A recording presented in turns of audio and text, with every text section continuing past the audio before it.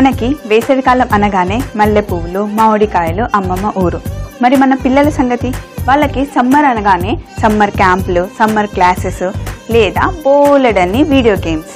అందుకే పిల్లలకి ఈ సమ్మర్లో కనీసం 10 రోజులైనా వాళ్ళ అమ్మమ్మ ఊరికైనా వాళ్ళ నాన్నమ్మ ఊరికైనా తీసుకెళ్లారనుకోండి, వాళ్ళకు కూడా మనలాగే మంచి మెమరీస్ ఉంటాయి. వెల్కమ్ టు మమ్మీస్ కిచెన్, ప్రేమతో మీ స్వప్న.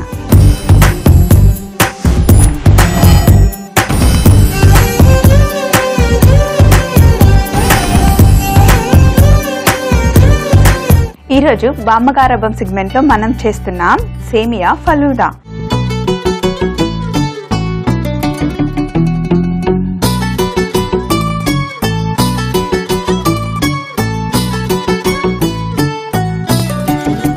ఫలూదా అంటే అందరికీ ఇష్టం కదా, చాలా చాలా టేస్టీగా ఉంటుంది. నాకైతే భలే ఇష్టం, మా ఇద్దరు పిల్లలకి కూడా చాలా చాలా ఇష్టం. అయితే ఫలూదా చేయడానికి ముందు మనం ఏం చేయాలి అంటే, సబ్జా గింజలు ఉన్నాయి కదా, ఒక చిన్న స్పూన్ సబ్జా గింజ, 1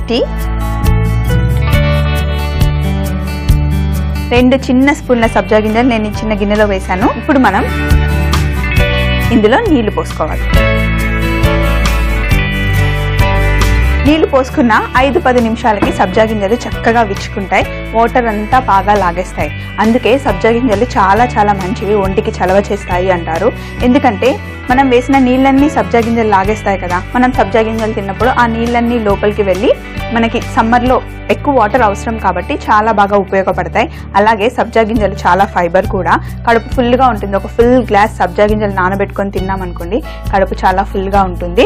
సో అందుకే ఎప్పుడు కూడా సమ్మర్ వచ్చిందంటే చాలు సబ్జా గింజల్ని ఎక్కువగా తీసుకుంటూ ఉండండి. సబ్జా గింజల్ని మనం రాగి గంజి చేసుకుంటాం కదా, రాగి గంజిలో వేసుకోవచ్చు, అలాగే లస్సీలో వేసుకోవచ్చు, మజ్జిగలో వేసుకొని తాగితే కూడా టేస్ట్కి టేస్ట్, హెల్త్కి హెల్త్. సబ్జా గింజల్లో చాలా యూజెస్ ఉన్నాయి. సో చూడండి, ఆల్రెడీ వైట్గా తెల్లగా విచ్చుకోవడం స్టార్ట్ అయింది కదా, వీటిని కాసేపు ఇలా పక్కన పెట్టేసి ఈరోజు మనం ఫలూదా చేస్తున్నాం, అది కూడా సేమియాతో కదా. ఇప్పుడు చాలా ఫుల్గా ఉన్న పాలని మనం సగం వరకు వచ్చే వరకు మరిగించుకోవాలి. అయితే ఫస్ట్ స్టవ్ ఆన్ చేసి ఇందులో పాలు వేసి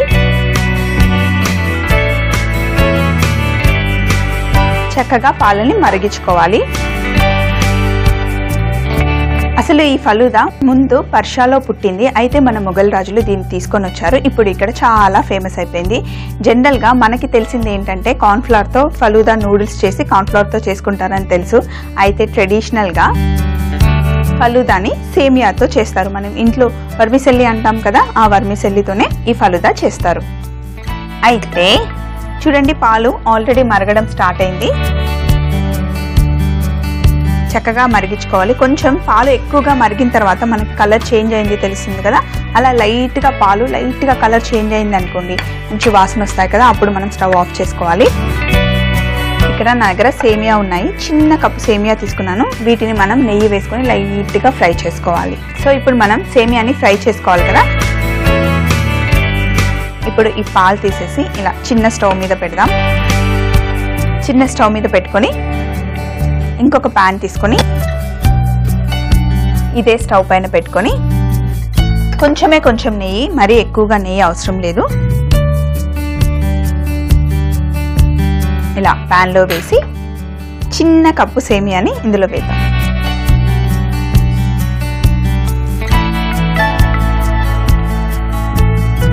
చాలా చిన్న మంటలో లైట్గా కలర్ చేంజ్ అయ్యే వరకు మనం ఫ్రై చేసుకోవాలి. మనం పాయసం చేసేటప్పుడు సేమియాని ఎలా వేయించుకుంటామో అలాగే వేయించుకోవాలి.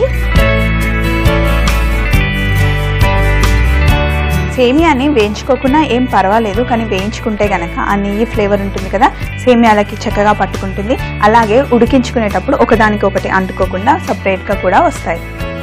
చూడండి, లైట్గా ఆల్రెడీ కలర్ చేంజ్ అవ్వడం స్టార్ట్ అయింది కదా.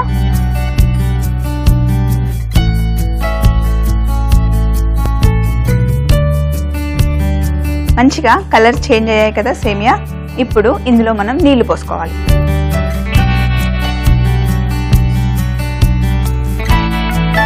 కొంచెం ఎక్కువ నీళ్ళు వేసుకొని మనం సేమియాని బాయిల్ చేసుకోవాలి.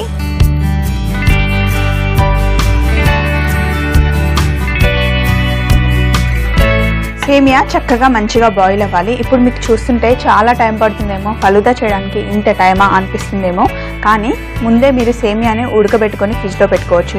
అలాగే పాలను కూడా చక్కగా బాయిల్ చేసుకొని ఫ్రిడ్జ్లో స్టోర్ చేసుకోవచ్చు కదా. ఆల్మోస్ట్ ఇక్కడ పాలు చక్కగా మరిగిపోయాయి, కలర్ కూడా లైట్గా చేంజ్ అయ్యాయి, ఇంకా మంచి ఫ్లేవర్ కూడా వస్తున్నాయి.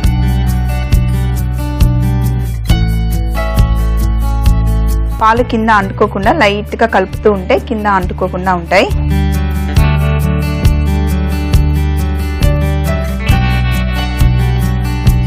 సేమియా చక్కగా ఉడికిపోయింది. ఇప్పుడు మనం సేమియాని తీసి ఇలా పక్కన పెట్టేసి పాలని ఈ స్టవ్ మీద పెట్టుకుందాం. అలాగే ఒక బౌల్లో ఆల్రెడీ నేను ఐస్ వేసి పెట్టుకున్నాను. ఈ ఐస్ ఉన్న బౌల్లో మనం ఉడికించుకున్న సేమియాని వేసుకోవాలి.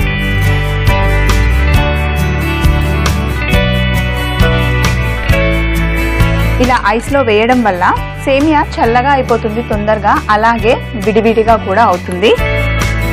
ఇక్కడ పాలు కూడా చక్కగా మరిగిపోయి సగం అయిపోయాయి కదా. ఇందులో మనం కాస్తంత చక్కెర వేసుకోవాలి.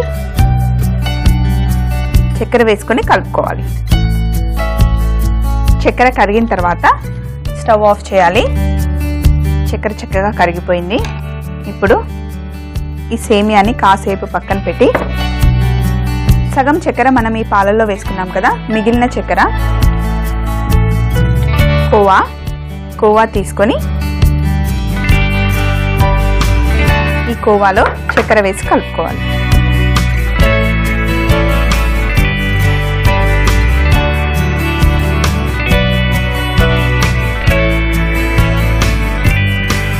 కోవాలో చక్కెర అంతా కలుపుకున్న తర్వాత కోవాని మనం ఇంకొక బౌల్లో ఇలా పెట్టేసుకుందాం. అమ్మయ్య, ఇప్పుడైతే అన్నీ ప్రిపేర్ చేసేసుకున్నాం.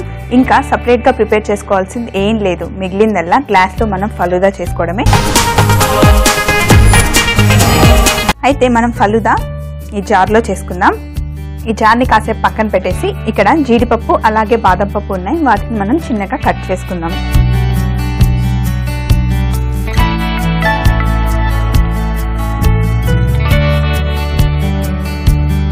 బాదం పప్పుని కట్ చేసుకుందాం. బాదం పప్పు జీడిపప్పు కట్ చేసుకున్నాం కదా. ఇప్పుడు ఫస్ట్ జార్లో మనం రోజ్ సిరప్ వేసుకోవాలి. రోజ్ సిరప్లో చాలా ఎక్కువ ఫ్లేవర్ ఉంటుంది కాబట్టి కొంచెం వేసుకుంటే సరిపోతుంది. ఫస్ట్ కొంచెం వేసుకుందాం. ఇలా కింద మటుకి జార్ ఫుల్గా రోజ్ సిరప్ కనిపించేలాగా వేసుకుంటే సరిపోతుంది. రోజ్ సిరప్ వేసుకున్న తర్వాత ఇందాక మనం నానబెట్టుకున్నాం కదా సబ్జా గింజలు, చక్కగా చూడండి వాటర్ అంతా లాగేసుకున్నాయి కదా. ఇప్పుడు వీటిని మనం ఇందులో వేయాలి. ఫుల్గా వేసేసి తర్వాత మనం ఇందాక ఐస్లో వేసి పెట్టుకున్నాం కదా సేమియాలో నీళ్లు రాకుండా ఇలా కొంచెం కొంచెం తీసుకొని సబ్జా గింజల మీద వేసుకోవాలి.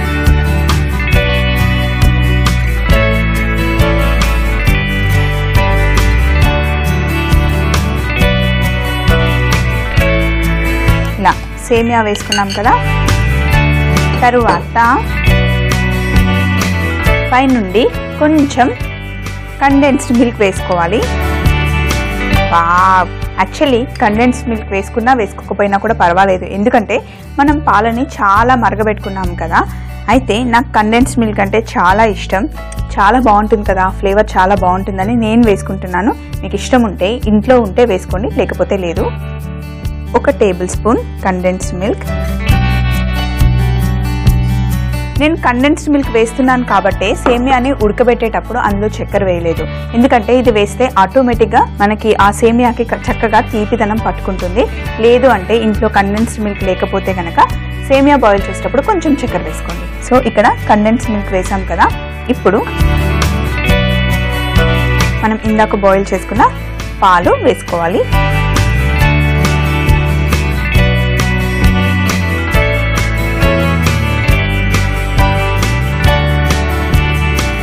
పాలు మొత్తం పోసాం కదా. ఇప్పుడు ఇందులో ఏం వేయాలి? Ice cream. నేను ఫ్రిడ్జ్లో నుండి ఐస్ క్రీమ్ తీసుకొస్తా. ఇప్పుడు ఇందులో మనం ఐస్ క్రీమ్ వేసుకోవాలి. ఐస్ క్రీమ్ వేసుకున్నా బాగుంటుంది, కుల్ఫీ వేసుకుంటే ఇంకా సూపర్గా ఉంటుంది.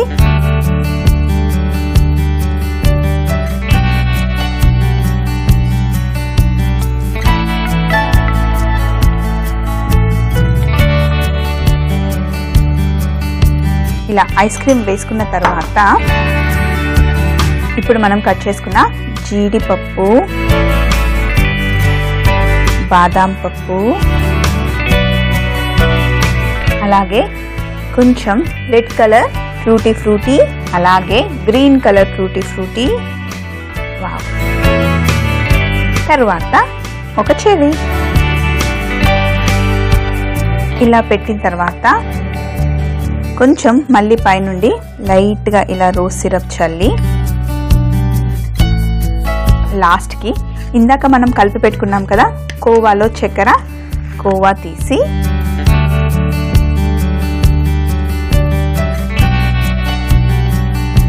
ఇలా సైడ్కి పెట్టేస్తే సేమియా ఫలూదా రెడీ. చూడండి ఎంత కలర్ఫుల్గా ఉంది, తింటే కూడా అంత టేస్టీగా ఉంటుంది, యమ్మీగా ఉంటుంది. సమ్మర్లో అయితే ఇంకా సూపర్గా ఉంటుంది. మరి చూసారు కదా, రెసిపీ నోట్ చేసుకున్నారు కదా, చాలా సింపుల్ అండి. ఇప్పుడు నేను చూపించిన ఐటమ్స్ అన్నీ మీరు ముందుగానే ఫ్రిడ్జ్లో చేసి పెట్టుకున్నారనుకోండి, ఎప్పుడు కావాలంటే అప్పుడు ఫలూదా చేసుకొని తినొచ్చు. సేమియా ఫలూదా తయారు చేయ విధానం: ముందుగా సబ్జా గింజలు నానబెట్టుకోవాలి, తర్వాత పాలను సగానికి మరిగించుకోవాలి. ఇప్పుడు సేమియాను నెయ్యిలో వేయించుకొని అందులో నీళ్లు పోసి ఉడికించుకొని ఐస్ నీళ్ళల్లో వేసి చల్లార్చుకోవాలి. ఇప్పుడు కోవాలో కొద్దిగా షుగర్ వేసి కలుపుకోవాలి. తర్వాత ఒక జార్లో ఫస్ట్ రోజ్ సిరప్, తర్వాత నానబెట్టిన సబ్జా గింజలు, సేమియా, కండెన్స్డ్ మిల్క్, ఇందాక మరిగించుకున్న పాలు, ఐస్ క్రీమ్, జీడిపప్పు, బాదం పప్పు, టూటీ ఫ్రూటీ, చెర్రీ, కొద్దిగా రోజ్ సిరప్, షుగర్ కలిపిన కోవా వేస్తే సేమియా ఫలూదా రెడీ. ఒకవేళ మీరు కనుక ఈ రెసిపీని మిస్ అయిపోతే మళ్ళీ చూడాలి అనుకుంటే సబ్స్క్రైబ్ అవ్వండి www.youtube.com/ETV అభిరుచి. అదే ఫేస్బుక్ అయితే www.facebook.com/ETV అభిరుచి. చూసారు కదా, సమ్మర్ స్పెషల్లో మనం చేసిన సేమియా ఫలూదా చాలా బాగా వచ్చింది కదా. మీరు కూడా ట్రై చేయండి, ఇలాగే వస్తుంది. రేపటి ఎపిసోడ్లో సరికొత్త ఐటెంతో మళ్ళీ మీ ముందుకు వచ్చేస్తుంది మీ స్వప్న మమ్మీస్ కిచెన్లో ఎంతో ప్రేమతో. Until then take care, by.